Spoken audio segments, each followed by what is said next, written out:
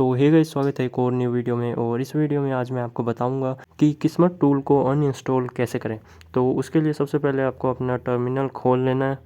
उसके बाद आपको यहाँ पे रूट यूज़र में चले जाना है। तो मैं यहाँ पे टाइप करता हूँ sudo su और मैं इसके बाद अपना यहाँ पे पासवर्ड दे देता हूँ। और इसके बाद हम आ गए हैं रूट यूज़र में। यहाँ पे हम आ चुके हैं रूट यूज़र में। और इसके बाद आपको यहाँ पे सबसे पहले टाइप करना है apt अपडेट।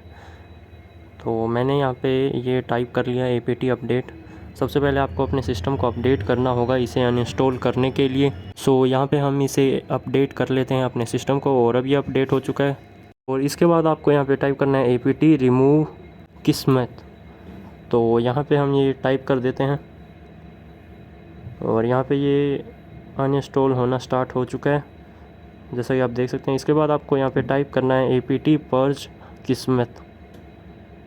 तो हम इसे यहाँ पे टाइप कर देते हैं और इससे ये लगभग आधा अनइंस्टॉल हो जाएगा।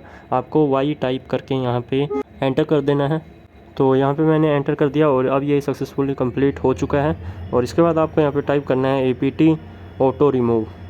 तो यहाँ पे इतना टाइप करके फिर आपको वाई टाइप करके एंटर कर देना है। जैसे ही आप ये टाइप करेंगे जो भी हमने अभी तक अनइंस्टॉल किया था वो यहाँ पे अनइंस्टॉल हो जाएगा।